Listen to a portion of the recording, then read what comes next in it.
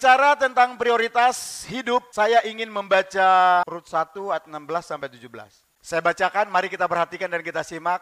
Tetapi kata Rut, janganlah desak aku meninggalkan engkau dan pulang dengan tidak mengikuti engkau. Sebab kemana engkau pergi, ke situ juga aku pergi, dan di mana engkau bermalam, di situ juga aku bermalam. Bangsamu lah bangsaku, dan Allahmu lah Allahku. Stop dulu. Bapak Ibu Saudara sekalian, kita tahu cerita Rut. Kenapa saya suka bercerita tentang Rut? Karena kan sangat jarang cerita perempuan di Alkitab. Tetapi Bapak Ibu Saudara sekalian, cerita Rut ini bukan hanya untuk kaum perempuan. Buat semua anak-anak Tuhan. Ketika suami Rut meninggal di tanah Moab, dia ikut mertuanya Naomi. 2 kali Naomi mengatakan, ngapain kamu ikut saya? Pergilah kepada ibumu. Anaknya Naomi, Mahlon dan Klion. Gak tahu suaminya Rut, Mahlon apa Klion? Anak sekolah minggu. Suaminya Rut siapa? Taruhlah Mahlon ya, suaminya Rut. Mudah-mudahan benar. Dia orang Moab asli. Naomi berangkat dari Efrata ke Moab. Ketika di Efrata waktu itu terjadi kelaparan. Kemudian Naomi ini adalah turunan Yehuda. Dan dia pergi ke tanah Moab. Dia tinggal di sana. Dan dia bersama dengan 2 menantunya, Rut dan Orpa. Setelah kedua anaknya Rut meninggal, Rut dan Orpa ditinggalkan oleh Naomi dan kembali ke Efrata, ke Bethlehem. Tetapi 2 kali Naomi menyatakan supaya Rut tinggal di Moab, Rut tidak mau. Rut itu asli orang Moab, Rut tidak punya siapa-siapa, harus dia ikut mertuanya. Bapak Ibu Saudara sekalian, apa yang statement Rut ini menurut saya sangat anti mainstream. Kenapa saya katakan anti mainstream? Dia mengikuti Naomi yang bukan bangsanya. Dia harus meninggalkan negerinya Moab. Dia tidak mempunyai anak atau cucu dari Naomi. Cucu yang menjadi cucu bagi Naomi, nggak punya. Tetapi dia ikut Naomi. Kenapa? Tidak ujuk-ujuk Rut ikut Naomi. Dia sudah melihat siapa Allahnya Naomi. Puji Tuhan. Dia sudah melihat Naomi itu seperti apa. Dan Naomi juga melihat Rut adalah sebagai menantu yang baik.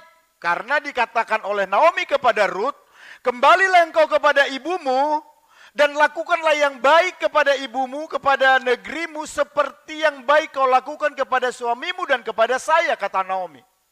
Tetapi Rut tidak mau.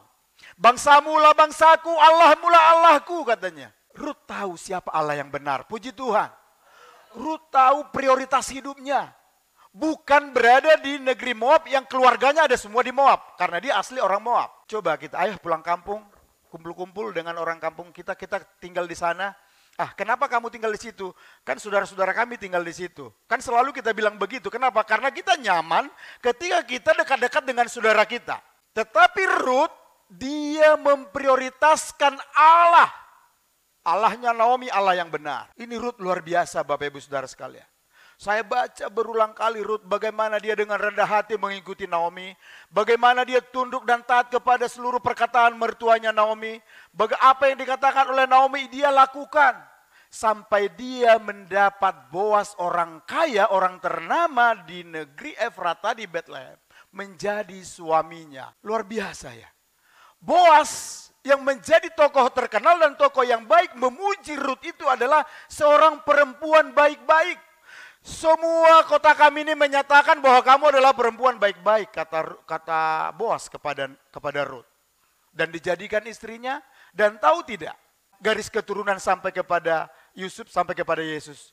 Turunan siapa? Turunan Boas, dari Rut. Tidak kecil, tidak sesuatu yang tidak berharga kalau sudah memprioritaskan Tuhan.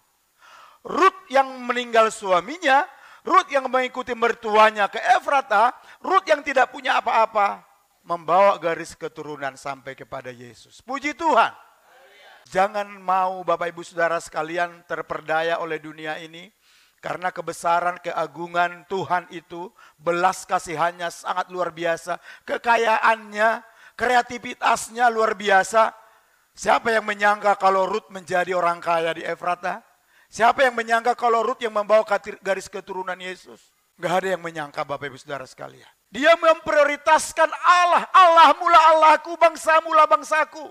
Dia tahu bahwa ya udahlah bangsa yang terpilih. Dia tahu bahwa Allahnya Naomi adalah Allah yang benar. Ini yang menjadi concern kita Bapak Ibu Saudara sekalian. Supaya kita tahu bersikap setiap hari sehingga kita meminimalisir untuk melukai hati Tuhan. Tetapi diperbaharui terus menerus sampai Tuhan datang. Itu sebabnya sebesar apapun persoalan kita di rumah, persoalan ekonomi, persoalan suami yang bebal, persoalan istri juga yang bebal, atau anak-anak nakal segala macam, ayo kita bawa kepada Tuhan. Ada saatnya Tuhan nanti menunjukkan bagaimana ini semua bisa settle. Bagaimana ini semua adalah anak-anak yang mencintai Tuhan.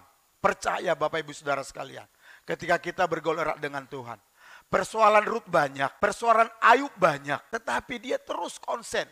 Apa enggak banyak persoalan Ayub? Dari istrinya sendiri apa yang dikatakan istrinya? Kutukilah Allahmu, kata istri Ayub. Apa yang dibilang Ayub? Engkau seperti perempuan gila. Bapak Ibu, bagaimana Ayub memprioritaskan Tuhan bahkan kepada istrinya sekalipun. Dia sanggup menyatakan istrinya seperti perempuan gila ketika Allah dinodai. Ini skala prioritas dalam hidup kita setiap hari. Kita harus konsen kepada tindakan-tindakan yang benar-benar anti mainstream dari tokoh-tokoh Alkitab. Karakter Rut itu dia mempunyai kasih, saya sudah ceritakan tadi. Dia kasihnya luar biasa kepada suami dan mertuanya. Kan sekarang ini menantu ke mertua banyak yang gak cocok. Tetapi Rut tidak, walaupun gak punya anak sekalipun.